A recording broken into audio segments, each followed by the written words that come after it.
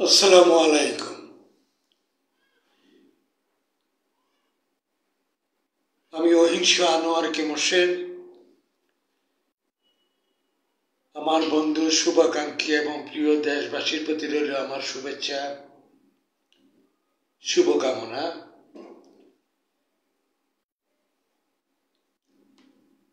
আমি আপনাদের মাঝে উপস্থিত হই আমার নিজের ভাবনাটুকু আপনাদের মাঝে শেয়ার করি। বর্তমান চলমান যে পরিস্থিতি, যে নাজুক পরিস্থিতি, সারা বাংলাদেশ যেভাবে নৈরাজ্য বিশৃঙ্খলার ভিতরে চলছে, তাতে আমরা সবাই উদ্বিগ্ন। কারণ কোনো আশার আলো আমরা সেটা দেখতে পাচ্ছি না। তারপরও আমরা আশা নিয়ে বাঁচতে চাই। প্রিয় শ্রোতাবৃন্দ, আমি এর আগে বলছিলাম যে বর্তমানে রাষ্ট্রটি পরিচালিত করছে, বলা হচ্ছে এটি একটি সরকার। আমিও বলছি এটি একটি সরকার, সবাই বলছে এটা অন্তর্বর্তীকালীন সরকার, আমিও বলছি এটি অন্তর্বর্তীকালীন সরকার। এবং রাষ্ট্রপতি সংবিধানের আলোকে শপথ পড়িয়েছেন। প্রধান ব্যক্তি থেকে শুরু করে সবাই এই সংবিধানের আলোকে তারা শপথ বাক্য পাঠ করেছেন এবং বলেছেন সংবিধানের রক্ষণ করবে, সংরক্ষণ করবে, সংবিধানের আলোকে তাদের কর্মকাণ্ড পরিচালনা করবে। লিমিটেড একটা নির্বাচিত সরকার যেরকম সেরকম না, কিন্তু আসলে এই শপথ বাক্য থেকে যেখানে আসল কথাটি, সেটি হলো যে এটি কোনো অন্তর্বর্তীকালীন সরকার হিসেবে শপথ গ্রহণ করা হয়নি। এটা হয়েছে একটা আপৎকালীন সময়ে একটি ব্যবস্থাপনা পরিষদ, রাষ্ট্রের ব্যবস্থাপনা উপদেষ্টা এবং প্রেসিডেন্ট নিয়োগ দিয়েছেন। প্রেসিডেন্টের কাছে তারা উপদেশ দেওয়া তাদের বাধ্যতামূলক। এখানে অভ্যুত্থান, এটা সেটা এসব বলে জাতিকে বোকা বানানোর কোনো সুযোগ নেই। কিন্তু পুরো জাতি একদিকে, আর বর্তমান যারা সরকার চালাচ্ছেন তারা হলো একদিকে। এটি সবাই বলতেছে, আন্তর্জাতিক মিডিয়া বলতেছে, বিশ্বের বিভিন্ন দেশ বলতেছে, আমাদের দেশেও কিছু ব্যক্তি বলতেছে, সোশ্যাল মিডিয়াতে তো চলতেছেই যে এটির অন্তর্বর্তীকালীন ব্যবস্থা এবং অন্তর্বর্তীকালীন ব্যবস্থাপনার জন্য যা যা করার সীমিত। এবং অন্তর্বর্তীকালীন সরকার বা তত্ত্বাবধায়ক সরকার এই ধরনের কোনো কিছু সংবিধানে নেই। এটি হয়তো একসময় হতে পারে যখন কোনো দল নির্বাচিত হয়ে সংখ্যাগরিষ্ঠতার ভিত্তিতে যেখানে সংশোধন করা প্রয়োজন সেটা করতে পারেন। প্রিয় শ্রোতাবৃন্দ, কথা বললে অনেক বেড়ে যাবে, কথা হলো সংক্ষিপ্ত। আমাদের মহসিন রশিদ, শ্রদ্ধাভাজন মুরব্বী, যত সম্ভব ওনার নাম হলো মহসিন রশিদ এবং উনি একজন ব্যারিস্টার, মুসলিম লীগের সভাপতি। উনি কিন্তু পুরোপুরি পুঙ্খানুপুঙ্খভাবে কিন্তু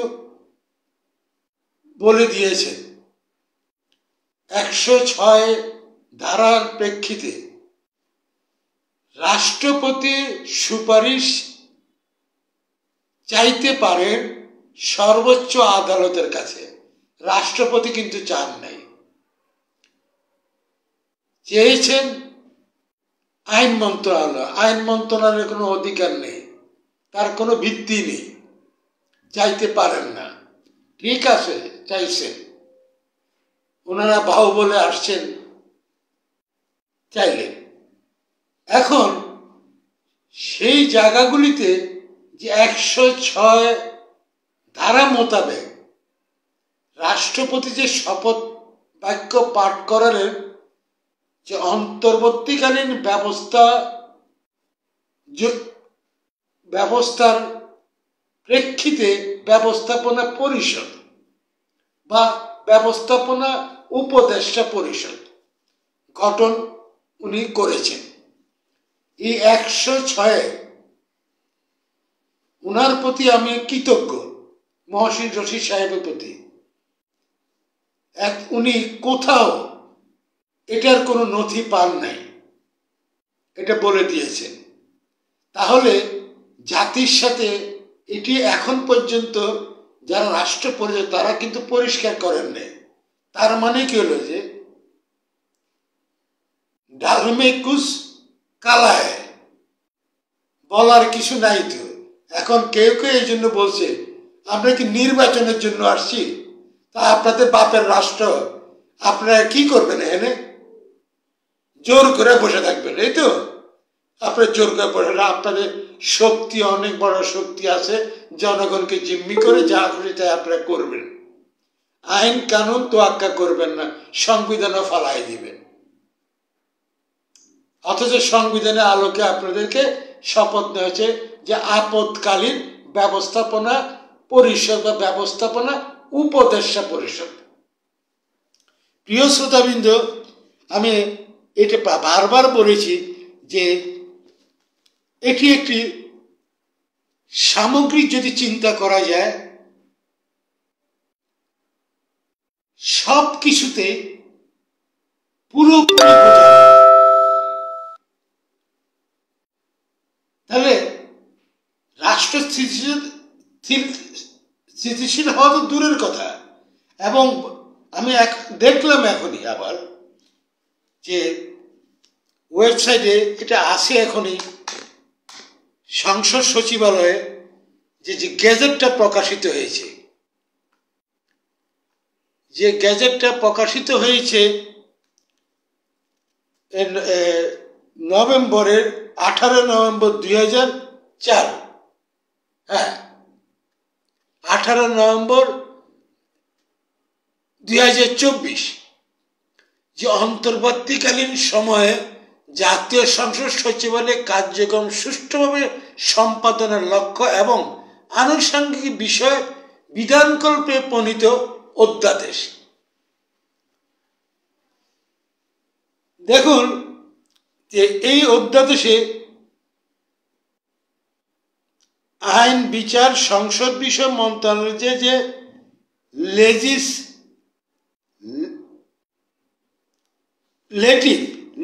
লেজিসলেটিভ ও সংসদ বিষয়ক বিভাগ 18 নভেম্বর 2024 অধ্যাদেশ নং 12/24 অন্তর্বর্তীকালীন সময় জাতীয় সংসদ সচিবালয় কার্যক্রম সুষ্ঠুভাবে সম্পাদনের জন্য এবং আনুষঙ্গিক বিষয় বিধানগুলির বিধানকল্পে প্রণীত একটি অধ্যায়। যেহেতু ছাত্র জনতার অভ্যুত্থান বলা হয়েছে, অভ্যুত্থান কিন্তু এরকম নয়, অভ্যুত্থান হয়েছে 90টি, অভ্যুত্থান হয়েছে 15 আগস্টের পরে। কৃষক, শ্রমিক, সাধারণ জনগণের মিলনে। আর ওই দিন আমি হেঁটে 5 আগস্ট থেকে এবং জুলাই আগস্টে, বিশেষ করে 5 আগস্ট অন্তত 25 হেঁটে দেখেছি, ওগুলি শুধু সহিংসতা ছাড়া আর কিছু দেখা যায়নি। এবং এখন প্রমাণিত হচ্ছে যে আসলে এটি একটি নাশকতামূলক কর্মকাণ্ড। জনতার অভ্যুত্থান বলছেন যে এর মুখে তৎকালীন প্রধানমন্ত্রী 5 আগস্ট তারিখে পদত্যাগ করেছেন। 6 আগস্ট দেশ জাতীয় সংসদ দ্বাদশ জাতীয় সংসদ ভাঙ্গিয়া দিয়েছেন এবং যেহেতু জাতীয় সংসদ সচিবালয়ের প্রশাসনিক প্রধান দ্বাদশ জাতীয় সংসদে স্পিকার পদত্যাগ করেছেন এবং উক্ত পদটি শূন্য হওয়ায় জাতীয় সংসদ ভবন সহ সংসদের সকল প্রকার রক্ষণাবেক্ষণ নিয়ন্ত্রণ সচিবালয়ের প্রশাসনিক এবং আর্থিক কার্য সম্পাদনের আইনি শূন্যতা দেখা দিয়েছে এবং যেহেতু জাতীয় স্বার্থে জাতীয় সংসদ ভবন সহ সংসদের সকল প্রকার রক্ষণাবেক্ষণ নিয়ন্ত্রণ এবং সচিবালয়ের প্রশাসনিক ও আর্থিক কার্য সম্পাদনের জন্য বিধান করা সমীচীন ও প্রয়োজনীয় এবং যেহেতু সংসদ ভাঙ্গিয়ে যাওয়ার অবস্থায় রহিয়াছে এবং ইহা রাষ্ট্রপতির নিকট সন্তোষজনকভাবে প্রতীয়মান হয়েছে যে আশু ব্যবস্থা গ্রহণের প্রয়োজন পরিস্থিতি বিদ্যমান রহিয়াছে, যেহেতু গণপ্রজাতন্ত্রী বাংলাদেশের সংবিধান 93 এক অনুচ্ছেদ প্রদত্ত ক্ষমতা বলে রাষ্ট্রপতি নিম্নরূপ আদেশ প্রণয়ন জারি করিলেন। ওই 106 যেগুলি বোগাস এবং 2 নম্বরই করে যেটা করেছে তার বলে রাষ্ট্রপতি এগুলো করতেছেন এবং এটার একে সংক্ষিপ্ত শিরোনাম প্রবর্তন হলো যে অধ্যাদেশ জাতীয় সংসদ সচিবালয় অন্তর্বর্তীকালীন সংবিধান সচিবালয় অধ্যাদেশ এবং 2024 নামে অভিহিত হবে এবং একের এটা হলো একের আবার 2-এ বলা হয়েছে যে সেপ্টেম্বর 2 সেপ্টেম্বর 2024 তারিখে কার্যকর হয়েছে বলিয়ে গণ্য হবে। এটা সংজ্ঞা, এটা 2-এ আছে সংজ্ঞা যে সংসদ বিষয়ে উপদেষ্টা অর্থ আইন বিচার সংসদ বিষয় মন্ত্রণালয়ের দায়িত্বপ্রাপ্ত উপদেষ্টা এবং অধ্যাদেশের 3-এ আছে অধ্যাদেশের প্রাধান্য। এটা প্রাধান্য কি? জাতীয় সংসদ সচিবালয় আইন 1994 8 নম্বর আইন ও এত সংক্রান্ত বিদ্যমান অন্য কোনো আইন বা বিধানে যাহা কিছু থাকুক না কেন এই অধ্যাদেশে বিধান বলি প্রাধান্য পাবে এবং এটারে 4-এ বলা আছে সংসদ সচিবালয় সংক্রান্ত অন্তর্বর্তী বিশেষ বিধান জাতীয় সংসদ সচিবালয় আইন 1994 8 প্রণীত আইন বিধিমালা এবং নীতিমালায় যাহা কিছুই থাকুক না কেন ত্রয়োদশ জাতীয় সংসদের স্পিকার তাহার দায়িত্ব গ্রহণ না করা পর্যন্ত অন্তর্বর্তীকালীন ব্যবস্থা হিসাবে উক্ত আইনের অধীন সংসদ সচিবালয় পরিচালনার ক্ষেত্রে স্পিকারের প্রশাসনিক আর্থিক এবং অন্যান্য দায়িত্ব ক্ষমতা সংবিধানের অনুচ্ছেদের 74 অনুযায়ী সংসদ কার্যসহ দায়িত্ব ব্যতীত সংসদ বিষয়ক উপদেষ্টাগণ প্রয়োগ করিতে পারিবেন এবং এবার এটা হলো খতে আছে সংসদ সচিবালয় কমিশনের দায়িত্ব ক্ষমতা অন্তর্বর্তীকালীন সংসদ সচিবালয় কমিশন প্রয়োগ করিতে পারিবেন এবং উক্ত অন্তর্বর্তীকালীন সংসদ সচিবালয় কমিশন সদস্যদের সমন্বয় গঠিত। এখানে প্রেসিডেন্টের সচিব আছেন, অন্যান্য সচিবরা এই কমিটিতে থাকতে পারবেন।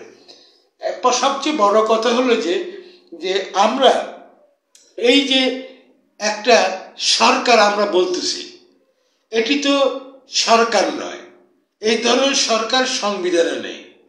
ঘটনাটি ঘটেছে সাংবিধানিক আলোকে এবং প্রেসিডেন্টের অধ্যাদেশ বলে, কিন্তু এখানে যে একটা 2 নম্বরই যে ঘটিয়েছে 106 ধারার যে হায়ার কোর্ট থেকে যে প্রেসিডেন্টকে সুপারিশ দিচ্ছে 106 মোতাবেক করা যেতে পারে, সেটা কি অন্তর্বর্তীকালীন ব্যবস্থাপনা উপদেষ্টা পরিষদ, সরকার নয় কিন্তু।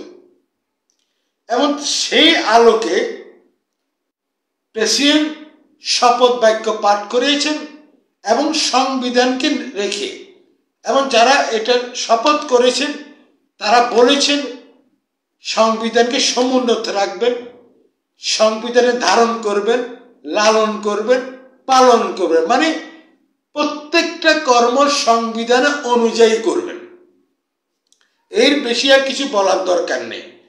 কিন্তু কাজ হয়েছে সম্পূর্ণ বিপরীত, অদ্যবধি পুরোপুরি অসাংবিধানিক। এবং পালিত কিছু পশু প্রাণী তারাও বলতেছে আমরা সংবিধান মানি না, আমরা স্বাধীনতা মানি না, মুক্তিযুদ্ধ মানি না, জাতীয় পতাকা মানি না, আমরা জাতীয় সঙ্গীত মানি না, জাতির জনক মানি না। জাতির জনক কিন্তু সংবিধানে কিন্তু বিধিতে একেবারে আইন করে করা হয়েছে। হ্যাঁ, এবং এটা কিন্তু এই দেশের অন্তত 97 জনগণ স্পষ্টভাবে ধারণায় একটা জাতি, স্বাধীন দেশে জাতির জনক একজন থাকেন। বঙ্গবন্ধু জাতির জনক ছাড়া আর কি আছে? তাহলে আমরা ওই নিয়ে আসতে পারি ঘৃণিত, ধিক্কৃত, নিন্দিত যে আমার বাংলাদেশটিকে ভাগ করতে গিয়ে বদমাশি করেছে সে কায়েদে আজম জিন্না,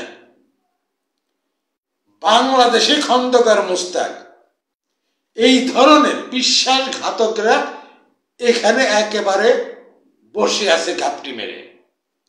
রাষ্ট্রটি এইভাবে একের পর এক এইভাবে চলছে।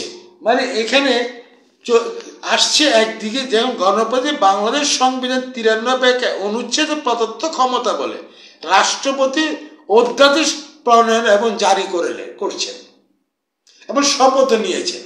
এবং যত কর্মকাণ্ড গত কয়েক মাস এই জুলাই আগস্ট থেকে বর্তমান আজকে এমন চলমান, কতদিন চলবে আমি জানি না, তবে মনে হয় খুব বেশি দিন চলবে না এভাবে। যাই হোক, এর ভিতরে যে বাংলাদেশের যে ভয়ানক ক্ষতি হয়ে গেল, যে শত শত হাজার হাজার যে খুন হয়ে গেল, এই যে মাস্তানি চাঁদাবাজি স্বর্গরাজ্য হয়ে গেল, এই যে ধর্ষণের মহামারী সারা বাংলাদেশ ছড়িয়ে দিল, এই যে চাঁদাবাজির যে মহা উৎসব শুরু হয়ে গেছিল, এই যে ধ্বংসলীলা এই বাংলাদেশের এই যে ঘটনাগুলি যে ঘটছে, যাদের ক্ষমতা অসীম থাকা অবস্থায় তারা এই দায় কিভাবে এড়াবেন? এবং এই নির্দেশনা অনুযায়ী এরা তো যেভাবে এদেরকে নিয়োগ দেওয়া হয়েছে যে আলোকে, সে আলোকের যাত্রাতেই হলো কবুলের জায়গায় হয়ে গেছে হাবুল, মানে যাত্রাতেই গন্ডগোল। তাহলে তারা কোনো আইন করতে পারে না, তারা কিভাবে বিদেশি করিডোর দেয়, বিদেশিরা চুক্তি করে। আমরা দেখতে পাচ্ছি যে এই যে প্রধান যিনি আছেন উনি বিভিন্ন উন্নত দেশে যান, উনি অসহায় হয়ে একটা জাতির উনি প্রতিনিধিত্ব করবেন, অসহায়ের মতো চলে আসছেন, রাষ্ট্রের কোটি কোটি টাকা খরচ করছে। একটি রাষ্ট্র আশ্চর্য হয় না, মাঝখানে শুধু একটা খেলা খেলছে, একটা নাটক মঞ্চস্থ হয়েছে যেটা বিশ্ব মঞ্চ। আমি বলি জাতিসংঘটা হলো বিশ্ব নাটকীয় মঞ্চ।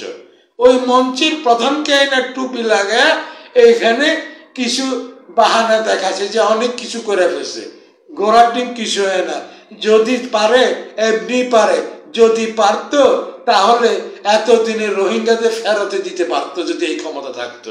আসলে কিচ্ছু না, সবই জাতি এখন ভোগাস, মাঝখানে জাতিটাকে এই দেশটাকে লন্ডভন্ড করে দিয়ে গেল, আর চোর বাটপারের উৎপাদন বাড়িয়ে দিল, চাঁদাবাজি বাড়িয়ে দিল, এবং এই জনতা ওই জনতা একটা লুণ্ঠনকারী সন্ত্রাসী উগ্রবাদী সৃষ্টি করে দিয়ে জনগণকে একেবারে শেষ করে দিল। এবং রাজনীতি যেটা যে গণতান্ত্রিক পরিবেশে রাজনীতির যে ধারা আগে কম থাকুক বেশি তাহলে ছিল, তো এখন ওই রাজনীতি ফাজনীতি নাই, চলছে যাদের মন গড়া। তার মানে হলো যে তারা হলো যে যারা মাস্তানি করে তারা কারো শক্তি দিয়ে করে, তো এরা কারো শক্তি এবং প্রচুর পরিমাণে ডলার, পাউন্ড, রিয়াল এবং পাকিস্তানি রুপি, বাংলাদেশি চান্দার টাকা, কোটি কোটি টাকা, হাজার কোটি টাকা। একটারে দেখলাম যে চ্যাংরা বলা, এই তার বাড়ি এক জায়গায় কোনো রকমে ঢাকায় পড়ালেখা করে, তো 500-1000 টাকা দিয়ে একেবারে রাত নাই দিন নাই শুক্রে বার কয়েকদিনের ভিতরে নাকি আপনার 50 লক্ষ টাকা দিয়ে বিল্ডিং ঘর বানাচ্ছে। তো এটা একজন না, এইরকম কিছু কিছু আছে, তথ্য প্রমাণও আছে, মিডিয়াতে সোশ্যাল মিডিয়া দেখছি হাজার হাজার কোটি টাকা। যাই হোক, এগুলো তো যাত্রাতে আমাদের গন্ডগোল। তো সুতরাং এদের এই যে ব্যাফাস কথাবার্তা, এগুলি কোনো মানে নাই। বরঞ্চ আমরা যা দেখতেছি, অতীতে যে সরকারগুলি জনগণের নির্বাচিত, এখন প্রশ্ন হলো যে রাতে হয়েছে ভোট, দিনে হয়েছে না হয়েছে, এবং কে আসলো। এখন ধরুন যে আগামীতে নির্বাচন আসে, কাউকে বাদ দেওয়া যাবে না, কিন্তু নিজের থেকে যদি কেউ নির্বাচনে না যায় তাকে জোর করে আপনি আনতে পারবেন না। আবার নির্বাচনী বিধি তো আছে, পরপর 2 বার যদি নির্বাচন না করে তাহলে তার যে তালিকাভুক্তি আছে নির্বাচন কমিশনের, নিবন্ধন বাতিল হয়ে যাওয়ার সম্ভাবনা আছে। তার মানে রাজনৈতিক দল নিবন্ধন হওয়া মানে কি, তাকে অবশ্যই দেশ এবং রাষ্ট্রের জন্য রাজনীতি করবে এবং প্রত্যেকটা নির্বাচনে যতটুকু সম্ভব, যতগুলি আসন, যে কোনো নির্বাচনে সে প্রতিদ্বন্দ্বিতা করার চেষ্টা করবে। সেখানে হারবে, কেউ জিতবে। কিন্তু রাষ্ট্রটা এখন আর সেই জায়গায় নেই। রাষ্ট্রটাকে তো ভেঙে একেবারে চুরমার করে দিয়েছে। কারণ রাষ্ট্রে যেটা বলা হয়েছে যে তৎকালীন প্রধানমন্ত্রী পদত্যাগ করেছেন 5 তারিখে, তো উনি তো পদত্যাগ করেন নাই। তাহলে কি, উনি তো এখনো রাষ্ট্রের প্রধানমন্ত্রী।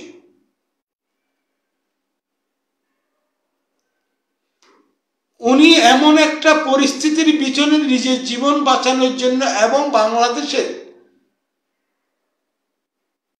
সরকারেরই কোনো না কোনো সংস্থা নিরাপদ জায়গা রেখে আসছে। কি বলবেন এখন সেটাকে? উনি যদি কালকে এসে বলেন আমার দায়িত্বে আমি বসলাম, তখন আবার বলে সংবিধান ফেলায় দেন, এত সস্তা জিনিস নয়। একটা মানুষ, একটা পরিবার, সমাজে বসবাস করতে হয়, একটি রাষ্ট্র বিশ্বের ভিতরে বসবাস করতে হয়, বিশ্বের আন্তর্জাতিক বিশ্বের রাষ্ট্রগুলির সাথে যদি সুসম্পর্ক করতে হয়, সংবিধানকে নিয়ে সাংবিধানিকভাবেই রাষ্ট্র পরিচালনা করতে হবে এবং সাংবিধানিকভাবে নির্বাচন অনুষ্ঠিত হবে। না হলে কিছুই ঘটবে না। ওই যে ঘুরে ফিরে চলে যায়, ওই শাহ মুআজ্জমের একটা ভাষণের একটা বাক্য ছিল যে নারীতে কিছুই ঘটে না। তো এই যে এগুলো ঘটাচ্ছে, এদেরকে দিয়ে কিছুই ঘটবে না। কারণ এই যারা রাষ্ট্র চালাচ্ছে, যে আমনে ছালাওনে কেমনে আসে, কিভাবে করছে, একটা জিনিস স্পষ্ট, এটা জনগণ বুঝতে পারছে, এদের পিছনে একটা ভয়ঙ্কর শক্তি জড়িত।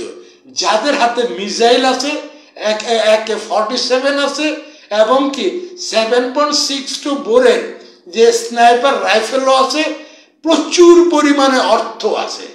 আবার জনগণের হাড় কঙ্কাল থেকে টাকা আবার বাইর করে বিদেশে পাচারও করছে এবং ধরাও খাচ্ছে। এটা নিয়ে কোনো কথা নেই। এবং যে জুলাই আগস্টের পর চলমান 511 পরবর্তী পর্যন্ত এত ৩,৪০২ জন পুলিশ যে হত্যাকাণ্ড, নির্মম হত্যাকাণ্ডের শিকার হয়েছে এবং শিশু ছাত্ররা যে হত্যাকাণ্ডের শিকার হয়েছে, এইটা নাকি বিচার করা যাবে না। এটি তো মানবাধিকারের সুস্পষ্ট লঙ্ঘন। এটা আবার কোন ধরনের? মানবাধিকারও বাঁচবেন না, কিভাবে রাষ্ট্র আপনি ক্ষমতায় আসছেন তারও কোনো সাংবিধানিক ভিত্তি নেই। আবার কেউ কেউ যারা আসছেন বসছেন বিদেশের থেকে আইসা, কেউ পরিবেশ নিয়ে, নায়ক নায়িকাদের হুলস্থুল কর্মকাণ্ড বর্তমান যারা রাষ্ট্র পরিচালনা এই সমিতির মধ্যে, আবার সেই জায়গায় বিভিন্ন ধরনের বাণিজ্য তো চলতে আছে, নিয়োগ বাণিজ্য অগাধ। প্রায় ১,০০০ জন পুলিশ, ৭০০-৮০০ এসআই, কোন ঘটনা কি খাবার কি খাইতে কি হয়েছে না হয়েছে এক বাক্যে তাদেরকে বাইর করে দিলেন। কিচ্ছু হলে চাকরি থেকে বাইর করে। আমার প্রশ্ন হলো, এটা তো অসাংবিধানিক সরকার, এদের তো এই কাজগুলি না। এদের এখানে তো আছে যে এদের কাজ হলো যে যেহেতু স্পিকার নাই, সংসদের দৈনন্দিন যে রক্ষণাবেক্ষণ করা, অর্থনৈতিক দিকগুলি দেখভাল করা, রুটিন ওয়ার্ক ছাড়া আর কোনো কর্ম নেই। আর প্রয়োজনের প্রেক্ষিতে সময়ের ভিতরে নির্বাচনের আয়োজন করা, কারণ জনগণ দ্বারা নির্বাচিত সরকার না হলে কিছুই হবে না। ওই যে সাহমর্যমের কথা, নারীতে নারীতে কিছুই মিলন হয় না। তাহলে এই যে বর্তমানে যে ব্যবস্থাপনা পরিষদ যে উপদেষ্টা আছে, এরা তো সাংবিধানিক না। এই জন্য বলা হয়েছে যে অন্তর্বর্তীকালীন ব্যবস্থা এবং অন্তর্বর্তীকালীন ব্যবস্থাপনা পরিষদের উপদেষ্টা, এবং নিয়োগ দিয়েছেন কে? প্রেসিডেন্ট। প্রেসিডেন্টের কাছে কিন্তু আজ পর্যন্ত গিয়ে যে সাংবিধানিক নিয়ম আছে যায় নাই। কিন্তু মানে এটি ভয়ানক কিন্তু ঔদ্ধত্য। এই ঔদ্ধত্যর কারণে জাতির খেসারত দিতে হচ্ছে। তাই প্রিয় শ্রোতাবৃন্দ, এই যে যত কথাই আমরা বলি না কেন, সব কিছুই সংবিধানের বাইরে যাওয়ার কোনো রাস্তা নেই। সংবিধান বাতিল করে দেবেন 2 দিনের বাচ্চারা, হ্যাঁ, আবার বলে জাতীয় রাজনৈতিক নেতা নাকি হয়ে গেছে। এখন ডাকলে তো কুত্তেও আসে না, মিটিং করলে খালি হই হই করে, আর সামনে ইউটিউবাররা। যদি অন্য অন্য দল, তার ভিতরে হয়তো বিএনপি আছে বা জামাতে ইসলাম আছে, এই ধরনের দলের লোকজনগুলি গেলে তারপর হই হই বাড়ে, আর না হয় স্টেজে বসে হই হই। কিন্তু টাকা কিন্তু প্রচুর বানিয়ে ফেলেছে মাত্র 11 মাসে। এই হলো আমাদের রাষ্ট্রটাকে কোন জায়গায় কি ঠেকালো। এক, এই বাংলাদেশটাকে আন্তর্জাতিক বিশ্বে মাটিতে মিশিয়ে দিল, এ আমাদের সংস্কৃতিকে সর্বনাশ করে দিল, শিক্ষা ছাত্র ছাত্রীদেরকে ঘর থেকে বাইরে করে ফেললো, তাদের জীবন ধ্বংস হয়ে গেল, ব্যবসা বাণিজ্য লাটে উঠল, বেকার বেকার বাড়তে বাড়তে দেশ আজ একজন আরেকজনের মাংস খাওয়ার উপক্রম হলো। তাই বলবো, এত লোভ কিসের? ইচ্ছা করলে করে দিয়ে দিতে পারবেন, কারণ আপনার সাংবিধানিক কোনো শক্তি নেই। এই সংবিধান সারা পৃথিবীতে আছে, এবং জাতিসংঘ নামক যে বিশ্ব নাট্য মঞ্চ, সেখানেও আছে। সংবিধানকে তারা গুরুত্ব দেয় এবং নির্বাচিত সরকারকেই গুরুত্ব দেয়। এই যে ক্ষণস্থায়ী আপৎকালীন অন্তর্বর্তীকালীন ব্যবস্থা নামীয় এই ধরনের পরিষদ এটি সরকার না, কিন্তু অন্তর্বর্তীকালীন ব্যবস্থাপনা পরিষদ। আর সরকার বা সংবিধানে নাই, আর এটার শপথ নিচ্ছে সংবিধান নিয়ে আলোকে, কিন্তু সংবিধানকে ভায়োলেট করছে। তার মানে এদের স্থান দুনিয়াতে কোথাও হবে না। কিন্তু রাষ্ট্রে যে অঘটনগুলি ঘটে গেছে, এই দায়গুলি তো অটোমেটিক্যালি ওনাদের উপরে আসবে, হিসাব ওনাদেরকে দিতে হবে। টাকা পয়সা অনেকেই চান্দাবাজি ধান্দাবাজি করে অনেক কামাইছে, কিন্তু একটা অনুরোধ করব যে এই দেশে জনগণের খুব কষ্ট হচ্ছে, ওদের ভ্যাট ট্যাক্সের টাকা, প্রবাসীদের রেমিটেন্সের টাকা আপনি নিয়ে বিদেশে সুইস ব্যাংকে জমা টমা দিয়েন না, নগদে রাখেন, কারণ ফেরত হয়তো দিতে হতে পারে। তাই প্রিয় শ্রোতাবৃন্দ, আমাদের সাথে, জনগণের সাথে, রাষ্ট্রের সাথে রীতিমতো আমি বলবো মিথ্যাচার হচ্ছে, অনবরত মিথ্যাচার হচ্ছে।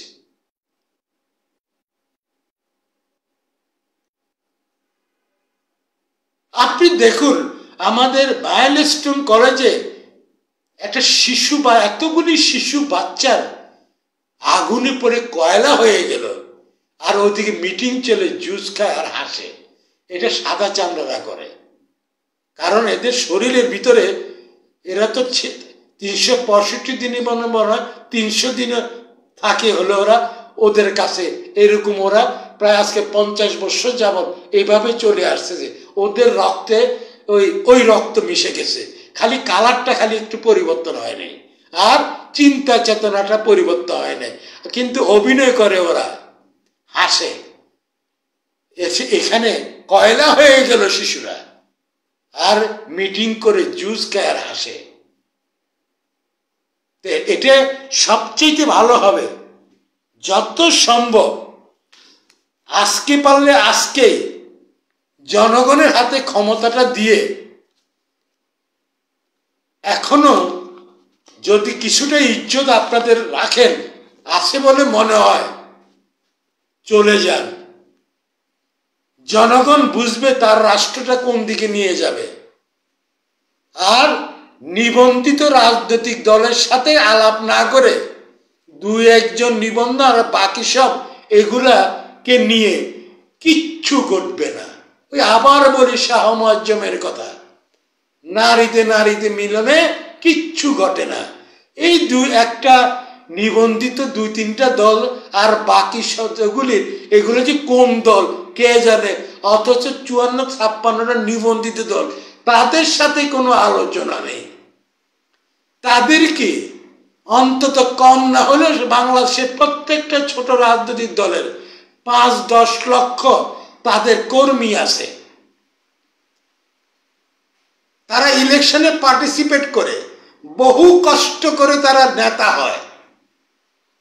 11 মাসে চান্দাবাজি করে ধান্দাবাজি করে জাতীয় নেতা হওয়া যায় না, চোর বাটপাড়ার মাস্তান হওয়া যায়।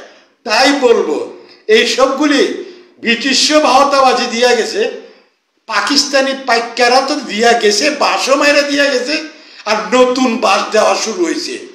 বন্ধ করুন, জাতির জনগণের মতামতের বাইরে যাওয়ার চেষ্টা করেন না। আর নিবন্ধিত দল ছাড়া কোনোই কিছুই ঘটবে না। কিন্তু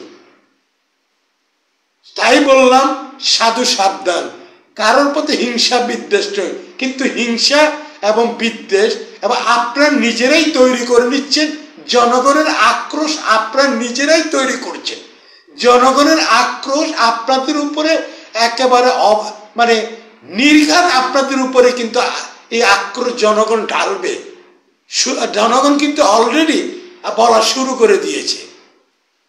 জনগণ যদি একবার আপনাদেরকে ধরে, আপনারা ছুটতে পারবেন না, কারণ জনগণ কিন্তু আপনার সুষ্ঠু রাস্তা দেখানোর পরিবর্তে বিপদগামীদের দিয়ে ঠেলে দিচ্ছে। আর কি, যারা আমাদের স্বাধীনতার বিপক্ষে ছিল, সপ্ত নৌবহর পাঠাচ্ছে, খাদ্যদ্রব্য ফিরে নিয়ে দুর্ভিক্ষে পরিণত করে লক্ষ লক্ষ লোকের না খেয়ে মৃত্যুবরণ করেছে। এই ধরনের এবং ভায়া পাইকাদের দিয়া আপনার নতুন স্বপ্ন দেখেন সরাসরি ফ্লাইট দিয়া কিছুতেই কিছু হবে না। নারীতে নারীতে মিলনে হবে না, অনিবন্ধিত রাজনীতি ছাড়া কিচ্ছু হবে না। সাধু সাবধান, ভালো থাকবেন। সময় থাকতে থাকতে মন হুঁশিয়ার। রাজনীতিবিদদেরকে রাজনীতি করতে দেন, জনগণকে সম্পৃক্ত, জনগণের কাজ জনগণ করুক। আর আপনারা যেখান থেকে আসছেন, আপনাদের যে ব্যবসা জন্য বা যার যার যে ব্যবসা আছে বাণিজ্য, বিদেশি কে করে রাখে, আবার ট্যাক্সি ড্রাইভার ট্রাইভার করেন, দেশে এসে আবার নাকি সংবিধান বিশেষজ্ঞ হয়ে গেছেন। চলে যান গিয়া, ওখানে গিয়া অন্তত ভালো চালাগুলা থাকতে পারবেন। দেশের জনগণের আক্রোশ এত বাড়তেছে, এবং নিবন্ধিত দলগুলি ছাড়া আপনারা হাততালি দিয়া দিয়া মিটিং করবেন, কাজ হবে না। জুস খাবেন, কাজ হবে না। বাংলাদেশ কংগ্রেসের মতো নিবন্ধিত এত দেশপ্রেমিক রাজনৈতিক দল, কর্মী, এটা সততার সর্বোচ্চ শিখরে, যারা ধর্মকে নিয়ে বাড়াবাড়ি করে না, সকল ধর্ম সংস্কৃতি লালন করে পালন করে, এই বাংলাদেশ কংগ্রেস সহ আরো অনেক রাজনৈতিক দল আছে যারা দেশপ্রেমিক। এই ধরনের বাহতাবাজ নয়, চোর বাটপার নয়, নিবন্ধিত দল ছাড়া কিচ্ছু হবে না। ভালো থাকুন, সুস্থ থাকুন, সাধু সাবধান।